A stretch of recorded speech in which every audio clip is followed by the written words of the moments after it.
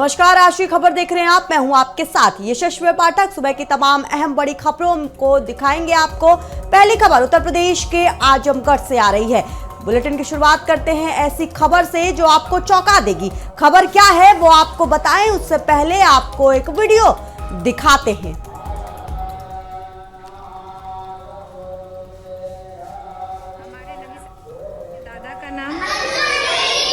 हमारे नबी कहाँ पैदा हुए थे और उनकी वफात कहाँ हुई थी? कुरान शरीफ कितने साल में नाजिल हुआ? कौन से पहाड़ पे नाजिल हुआ? कौन से महीने में नाजिल हुआ?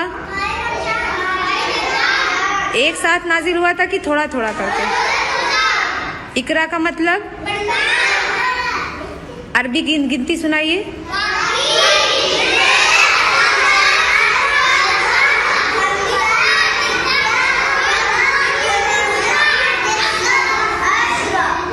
तुम कौन हो? हमारा मजहब क्या है? हमें रोजी कौन देता है? जमीन आसमान चाँद सूरज को किसने बनाया? हमारे नबी सल्लल्लाहु अलैहि वसल्लम की वालदा का नाम? हमारे नबी सल्लल्लाहु अलैहि वसल्लम के वालिद का नाम? हमारे नबी सल्लल्लाहु अलैहि वसल्लम के दादा का नाम? हमारे नबी कहाँ पैदा हुए थे और उनकी वफात कहाँ हुई थी? कुरान शरीफ कितने साल में नाजिल हुआ? कौन से पहाड़ पे नाजिल हुआ? कौन से महीने में नाजिल हुआ? एक साथ नाजिल हुआ था कि थोड़ा थोड़ा करके? इकरा का मतलब अरबी गिनती सुनाइए।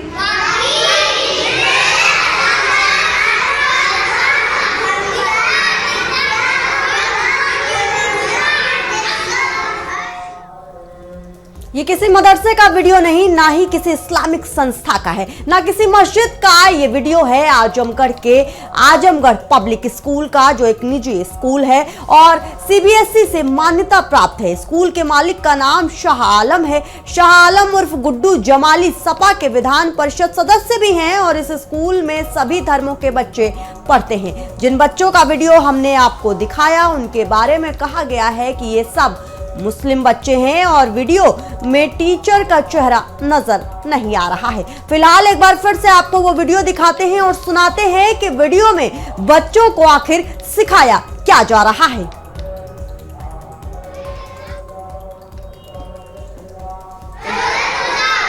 इकरा का मतलब अरबी गिनती सुनाइए।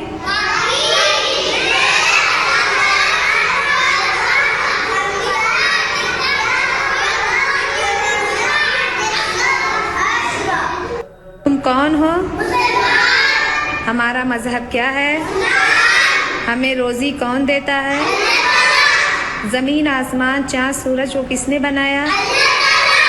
हमारे नबी सल्लल्लाहु अलैहि वसल्लम की वालदा का नाम? हमारे नबी सल्लल्लाहु अलैहि वसल्लम के वालिद का नाम? हमारे नबी सल्लल्लाहु अलैहि वसल्लम के दादा का नाम? हमारे नबी कहाँ पैदा हुए थे और उनकी वफात कहाँ हुई थी? कुरान शरीफ कितने साल में नाजिल हुआ? कौन से पहाड़ पे नाजिल हुआ? कौन से महीने में नाजिल हुआ? एक साथ नाजिल हुआ था कि थोड़ा थोड़ा करके? इकरा का मतलब अरबी गिनती सुनाइए।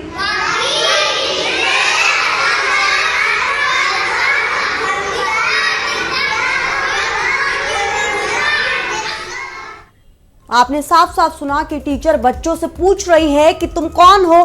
बच्चे कह रहे हैं मुसलमान। तुम्हारा मजहब क्या है? मुसलमान। अब ये सवाल है कि जिस स्कूल में सभी धर्मों के बच्चे पढ़ते हैं वहां किसी विशेष मजहब के बच्चों को अलग करके उनको ये सिखाना कि वो मुसलमान हैं और ये सारी दुनिया अल्लाह ताला ने बनाई है वगैरह वगैरह, क्या यह सही है? क्या किसी सीबीएसई मान्यता प्राप्त स्कूल में इस तरह की पढ़ाई होती है या इसे मदरसे में तब्दील कर दिया गया है? ऐसे बहुत से सवाल इस वीडियो ने खड़े कर दिए हैं और अब सुनते हैं कि मामले पर स्कूल की प्रिंसिपल ने क्या कुछ कहा है। Let me tell you one thing, that we have already called the teacher and we are definitely going to take action. But let me just talk to the teacher. I need to have the interaction proper person. That is, she'll be coming. I'll be talking to her, and then we will let you know on the base of that. तो ma'am sure है कि ये विद्यालय ये आप ही के school का है, ये तो है विद्यालय का ही है कि I need to check it out from the teacher. I need to check it out from the teacher properly. तो I'll just talk to the teacher and then we'll definitely discuss with you all. तो आपने सुना कि वो कह रही हैं कि इस मामले की जांच करेंगी, देखेंगी क्या है। लेकिन जिले के बेसिक शिक्षा अधिकारी जिनका जिले में ऐसे सभी स्कूलों पर नियंत्रण होता है, उनका मामले पर क्या कहना है, जरा वो भी सुन लीजिए। विद्यालय जो है वो नर्सरी कक्षा के बच्चे थे जिनका वीडियो वायरल हो रहा है। इसके साथ साथ उन्होंने ये भी उसमें बताया है कि वो उर्दू की कक्षा थी जिसमें वो मुस्लिम बच्चे थे जिनका वीडियो वायरल हुआ है। हाँ, इस संदर्भ में जो है ये उनके जो है उसका पाठ्यक्रम का तो हिस्सा नहीं है, लेकिन उनके द्वारा जो बताया गया कि ये जो है जीके के क्वेश्चन के रूप में तैयार कराया जा रहा था और ये वीडियो ये जो है चीज़ें जो है वहाँ पे हो रही थी, उसमें सिर्फ मुस्लिम बच्चे थे, उनके द्वारा ये बताया गया। इस संदर्भ में जो है अब जांच में जैसी रिपोर्ट आती है उसके हिसाब से कार्रवाई होगी, आगे रिपोर्ट पे निर्भर करेगा ये। बीएसए ये कह रहे हैं कि वहां उर्दू के बच्चों को जनरल नॉलेज पढ़ाया जा रहा था, लेकिन सवाल यह है कि ऐसा कौन सा जनरल नॉलेज होता है जो मुस्लिम बच्चों के लिए अलग होता है और बाकी बच्चों के लिए अलग। ऐसे ढेरों सवाल इस वीडियो ने खड़े कर दिए हैं और डीएम ने मामले में जांच के आदेश भी दिए हैं। फिलहाल अब सीधे चलते हैं हमारे संवाददाता की तरफ। हमारे संवाददाता राम विनय हमारे साथ जुड़े हुए हैं। राम विनय, क्या कुछ खबर सामने आ पड़ी, क्योंकि ये मामला कहीं आगे निकल चुका है, मजहबी रंग ले चुका है और एक निजी स्कूल में इस तरीके की तस्वीरें छोटे बच्चों के साथ आना अपने आप में बहुत सारे सवाल स्कूल प्रशासन और टीचर के लिहाज से भी खड़े हो रहे हैं। हाँ जी, मैं जी बता देना चाहता हूँ कि एक आजमगढ़ में जो वीडियो वायरल हुआ है बिल्कुल हैरान कर देने वाला है। और ये वीडियो आजमगढ़ पब्लिक स्कूल का है जो कि आजमगढ़ जिले के शंकरपुर चेकपोस्ट या कोटिला के समीप यह विद्यालय, जो कि समाजवादी पार्टी के नेता शाह आलम गुड्डू जमाली जो विधान परिषद सदस्य भी हैं और इस स्कूल के फाउंडर भी हैं, उनका ये स्कूल बता है। और दूसरी बात ये है कि मैं वहाँ के प्रिंसिपल से भी बात किया तो प्रिंसिपल का कहना है कि ये जो वीडियो है हमारे विद्यालय का ही है और ये इसकी जांच की जाएगी, जानता से टीचर से बात की जाएगी, इसके बाद उस पर एक्शन लिया जाएगा। लेकिन फिलहाल इस पर हमने जब आजमगढ़ बेसिक शिक्षा अधिकारी राजीव पाठक से बात करी तो उन्होंने कहा कि ये वीडियो मैंने जांच करके देखा तो ये वीडियो वहीं का है और ये उर्दू क्लास चलाई जा रही थी जिसके वजह से इस तरह का मामला हुआ है। और ये इस वीडियो में जो देखा जा रहा है कि मजहबी तालीम दी जा रही है बच्चों को, उसी स्कूल के बच्चे। लेकिन सबसे बड़ा सवाल तो ये है कि उस स्कूल में जो सीबीएसई पैटर्न का जो स्कूल है उसमें हिंदू के बच्चे भी पढ़ते हैं और मुस्लिम के भी बच्चे पढ़ते हैं। तो सवाल तो ये खड़ा होता है कि उस बच्चे जो हिंदू बच्चे हैं वो भी अगर इस बात को सुनेंगे तो उनको समझ में आएगा कि हमारे इस दीन एक है, अल्लाह है और हमको रोजी रोटी अल्लाह देते हैं। इस तरह की जो तालीम दी जा रही है उससे हिंदू बच्चों को भी असर पड़ेगा। तो निश्चित तौर पे इस मामले में ये संवेदनशील मामला है और ये आजमगढ़ को नहीं पूरे उत्तर प्रदेश को हैरान कर दिया है। लेकिन फिलहाल अभी इस मामले पे जब हमने आजमगढ़ जिलाधिकारी रविंद्र कुमार दीक्षित से जब बात करी तो उन्होंने कहा कि हमने इसके लिए जांच की टीमें बना दी है, 3 सदस्यीय टीम बनाई है जिसके कलेक्टर डिप्टी कलेक्टर इसके जो है अध्यक्षता में 3 सदस्यीय टीम बनाए हैं और वो जांच करेंगे। जांच के उपरांत जो भी आएगा मामला उसके आधार पर आगे कार्रवाई की जाएगी। लेकिन फिलहाल अभी ये जो मामला है सनसनीखेज बना हुआ आजमगढ़ के लिए सबसे बड़ी खबर भी है और जब से ये संज्ञान में मामला आया है तब से पूरे आजमगढ़ में एक तरह से तहलका मचा हुआ है। राजनीतिक तार जी विनय, राजनीतिक तार जुड़ रहे हैं गुड्डू जमाली की तरफ से या समाजवादी पार्टी के नेता की तरफ से, क्या कुछ खबर सामने आ पाई? क्या उन्होंने अब तक कुछ इस पूरे मामले पर बयान दिया है कुछ? नहीं, अभी मैम हमने बात करने का प्रयास भी किया है लेकिन उनके जो फाउंडर हैं उनके रिलेटिव में उनके जो मैनेजर प्रबंधक वहाँ के उन्होंने मोबाइल पे वर्बली बात हुई है तो उनका कहना है कि इस तरह की वीडियो जारी हुई है, अब उसमें जांच की जा रही है, जांच के उपरांत जो भी आएगा उसके बाद ही उस पर कुछ पाना होगा। लेकिन फिलहाल अभी जो प्रिंसिपल से जो बात हुई है तो उन्होंने कहा कि जांच टीचर से जो भी बातें की जाएंगी और उसके बाद निकल के जो भी आएगा तो उस पे कार्रवाई की जाएगी और उस हिसाब से आगे की कार्रवाई होगी। जो फिलहाल महिला अभी लेकिन मामला विनय, जो महिला टीचर हैं, क्या उनका नजरिया सामने आ पाया, उनसे बातचीत हो पाई है, ना सिर्फ प्रिंसिपल की बल्कि नहीं। आपकी भी? जी, वहाँ हमने बात करने का प्रयास किया लेकिन स्कूल का कुछ रूल रेगुलेशन है, वो महिला से और अध्यापिका से बात करने नहीं दिया गया कि वहाँ के प्रिंसिपल जो रूपल पांड्या जी हैं उनसे बात करने का प्रयास किया हम लोगों ने, उनकी बाइट भी करी है, लेकिन उसमें उन्होंने बताया यही है कि अभी इसमें जो चीजें निकल करके आएंगी आगे इसकी जांच की जा रही है, वीडियो जो सामने आएगा उसके आधार पर आगे कार्रवाई की जाएगी। स्कूल की छवि क्या है आजमगढ़ में, बताइए जरा, क्योंकि एक निजी संस्थान है, ये निजी स्कूल है और प्रिंसिपल की बात सुन के ऐसा लग रहा है कि काफी एक फेमस स्कूल होगा आजमगढ़ का। कहाँ कितना वहाँ पे स्ट्रेंथ है बच्चों का और क्या छवि है वहाँ पर? जी बिल्कुल, काफी मानिंद स्कूल है, पूरे आजमगढ़ का काफी मानिंद स्कूल है और चूंकि वो सबसे बड़ी बात है कि समाजवादी पार्टी के नेता शाह आलम गुड्डू जमाली उसके फाउंडर हैं, तो निश्चित तौर पे उस स्कूल की व्यवस्थाएं बिल्कुल हाईटेक हैं और काफी संख्या में वहाँ के बच्चे और स्ट्रेंथ है, जिसमें रेशियो है लगभग 70%, एक अनुमान लगाया गया है कि 70% मुस्लिम बच्चे हैं और लगभग 30% हिंदू बच्चे भी हैं। और वैसे पैटर्न का स्कूल है और पूरे जिले में, मैं बात करूंगा पूरे जिले में एक अच्छा खासा नामी स्कूल है वो, जो कि आजमगढ़ का एक पहचान है। जी, पेरेंट्स की अगर मद्देनजर बात करें विनय, तो अभी तक क्या पेरेंट्स की भी कोई बयानबाजी इस पे सामने आ पाई? पेरेंट्स ने क्या कुछ कहा है और जो असर, क्योंकि एक ही धर्म के बच्चे उस स्कूल में नहीं है और तमाम धर्म के भी बच्चे स्कूल में पढ़ रहे थे, उनपे किस तरीके का प्रेशर पड़ रहा था और किस तरीके से उनपे भी इसका इम्पैक्ट आ रहा था? जी मैम, ये सब सारी चीजें देखने के बाद अब तो हिंदू के पेरेंट्स जो हैं वो अब एक मिनट सोचने के लिए मजबूर हो चुके हैं कि अब ऐसे स्कूल में उनका दाखिला अपने बच्चों को कराना या फिर जो बच्चे हैं उनको रखना ये काफी मुश्किल सा खड़ा हो रहा है उनके लिए, क्योंकि कई पेरेंट्स से बात की गई है तो उन्होंने कहा है कि नहीं, अब तो हमें वहाँ अपने बच्चों को डालना ये ठीक नहीं लग रहा है, इस तरह की तालीम दी जा रही है तो निश्चित तौर पर इसका प्रभाव तो स्कूल पर पड़ेगा ही। बहुत शुक्रिया विनय तमाम जानकारी देने के लिए। आजमगढ़ से ये बहुत बड़ी खबर आपको इस वक्त बता रहे थे, जहां पर बच्चों के साथ जिस तरीके से वीडियो शेयर किया गया वायरल हो रहा है और गुड्डू जमाली का नाम इसमें सामने आ रहा है। पर चलिए रुक करते हैं अब प्रयागराज की तरफ। सीएम योगी का प्रयागराज दौरा, माघ मेले को लेकर सीएम योगी करेंगे समीक्षा। मकर संक्रांति मौनी अमावस्या की तैयारियों की समीक्षा। प्रयागराज में लगभग 7 घंटे तक रहेंगे मौजूद सीएम।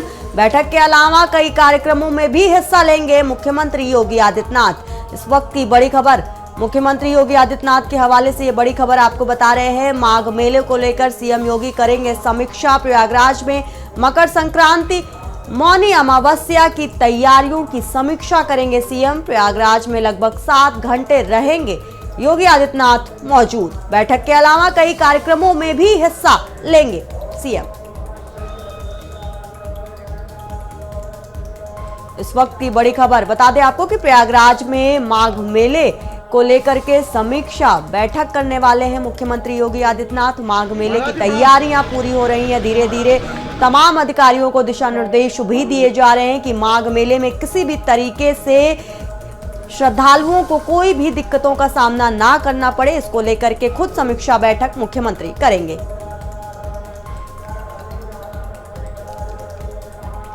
उत्तर प्रदेश के डिप्टी सीएम केशव प्रसाद मौर्य आगरा के दौरे पर थे। फतेहाबाद स्थित सती मंदिर पर चौपाल कार्यक्रम का आयोजित किया गया था, लेकिन कार्यक्रम के दौरान उस वक्त अफरा तफरी मच गई जब डिप्टी सीएम के भाषण से ठीक पहले अचानक बिजली कट गई। बिजली न होने के कारण करीब 15 मिनट तक कार्यक्रम ठप रहा। बता दें कि स्थिति तब और गंभीर हो गई जब बैकअप के लिए लगाए गए जनरेटर में भी डीजल नहीं मिला। इससे कार्यक्रम स्थल पर मौजूद बीजेपी कार्यकर्ताओं और अधिकारियों में हड़कंप मच गया। अव्यवस्था को देखकर डिप्टी सीएम केशव प्रसाद मौर्य ने नाराजगी जताई और जिम्मेदार अफसरों को सख्त चेतावनी दे डाली। इस दौरान डिप्टी सीएम केशव प्रसाद मौर्य ने साफ शब्दों में कहा कि इस तरह की लापरवाही बर्दाश्त तो नहीं की जाएगी और दोषियों पर कार्रवाई नहीं। कुछ देर बाद बिजली बहाल होने पर डिप्टी सीएम ने मंच से अधिकारियों को चेतावनी देते हुए कहा कि जन कार्यक्रमों में ऐसी चूक जनता के भरोसे को ठेस पहुंचाती है। तो मैं एक बार फिर से चाहूंगा, बोलिए सती मैया की। और आप लोग इतना इंतजार करने के बाद भी डटे रहे, इसके लिए आप सबका हृदय से धन्यवाद। और जिन लोगों ने लापरवाही की है उनके खिलाफ दंडात्मक कार्रवाई करने का मंच से आदेश भी देता हूं।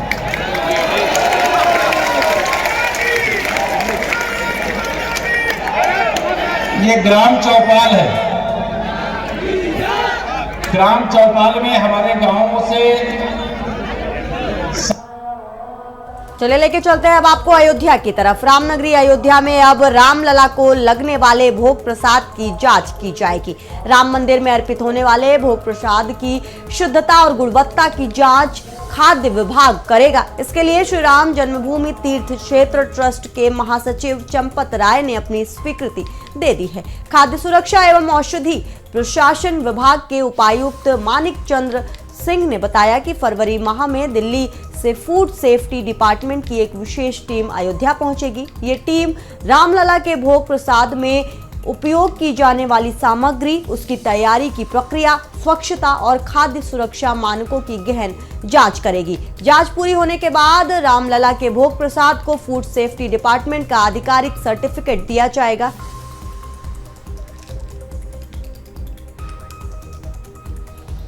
अयोध्या में राम मंदिर और पंचकोशी परिक्रमा मार्ग की परिधि के भीतर नॉनवेज खाद्य पदार्थों की बिक्री पर प्रशासन ने पूरी तरीके से रोक लगा दी है। ये प्रतिबंध अब केवल होटल, ढाबे और दुकानों तक सीमित नहीं रहेगा, बल्कि ऑनलाइन खाना डिलीवरी करने वाले कंपनियों पर भी लागू होगा। प्रशासन ने इस संबंध में होटल संचालकों, दुकानदारों, गेस्ट हाउस, होम स्टे और ऑनलाइन फूड डिलीवरी कंपनियों को आदेश से अवगत करा दिया है और नियमों के उल्लंघन पर सख्त कार्रवाई के चेतावनी भी दिए गए हैं। सहायक खाद्य आयुक्त मानिक चंद्र सिंह ने बताया कि राम मंदिर और उसके आसपास के क्षेत्रों में नॉनवेज की बिक्री पर पहले से ही प्रतिबंध है, लेकिन कुछ होटल्स, गेस्ट हाउस और होम स्टे इसका पालन नहीं कर रहे थे। शिकायतें मिली थी कि पर्यटकों को ऑनलाइन माध्यम से नॉनवेज भोजन मंगाकर परोसा जा रहा है। इसी को देखते हुए प्रशासन ने अब राम मंदिर और आसपास के क्षेत्रों में ऑनलाइन नॉनवेज डिलीवरी पर भी रोक लगा दी है। जो है ऑनलाइन की जो व्यवस्था है, क्योंकि वह हमारे द्वारा तो रोक लगा नहीं जा सकता, लेकिन क्योंकि स्विगी, जोमेटो जो अयोध्या धाम में अगर कोई श्रद्धालु मंगाते हैं तो वह हमारे यहाँ उनका जो है किसी भी रेस्टोरेंट, होटल से कांटेक्ट होता है। तो हम जो है होटल, रेस्टोरेंट को हिदायत दिए हैं कि अगर स्विगी और या जोमेटो ऐसी कोई भी फूड डिलीवरी वाली संस्था अगर नॉनवेज को जो है मंगा रही है तो कृपया उसको न देने का कष्ट करें।